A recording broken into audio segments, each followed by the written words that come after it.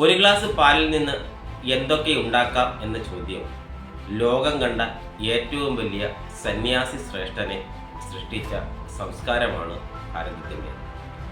Degree പാസ്സായ ഒരു യുവാവ് തൻ്റെ വീടിന് അടുത്തുള്ള ഒരു ക്ഷേത്രത്തിലെ പൂജാരിയോട് പോയി ചോദിച്ച ഒരു ചോദ്യമാണ് അദ്ദേഹത്തെ അകം പുറം ഇളക്കിക്കളഞ്ഞത്. ഒരു ഗ്ലാസ് പാലിൽ നിന്ന് എന്തൊക്കെ ഉണ്ടാക്കാം എന്നത് ആ പൂജാരി തിരിച്ചു ചോദിച്ച ചോദ്യമാണ്. പൂജാരിയോട് ആ ഡിഗ്രി പാസ്സായ യുവാവ് ചോദിച്ചത് അങ്ങ് ഈശ്വരനെ കണ്ടിട്ടുണ്ടോ എന്നായിരുന്നു. അതിന് മറുപടിയായിട്ടാണ് പൂജാരി തിരിച്ചൊരു ചോദ്യം ചോദിച്ചത്, പാലിൽ നിന്ന് എന്തൊക്കെ ഉണ്ടാക്കാം എന്ന ചോദ്യം. അതിന് യുവാവ് മറുപടി പറഞ്ഞു, തൈര്, മോര്, വെണ്ണ എന്നിവ ഉണ്ടാക്കാം.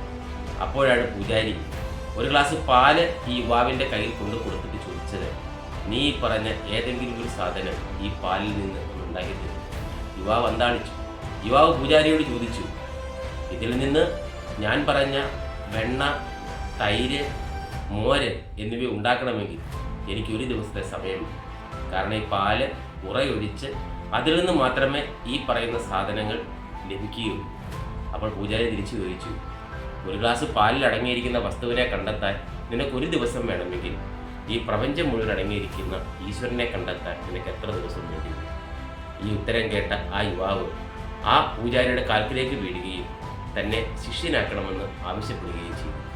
ആ പൂജാരി ആ യുവാവിനെ തൻ്റെ ശിഷ്യനാക്കി. ആ ശിഷ്യനാണ് പിന്നീട് ലോകം മുഴുവൻ അറിയപ്പെട്ട മഹാസന്യാസിയായ സ്വാമി വിവേകാനന്ദൻ.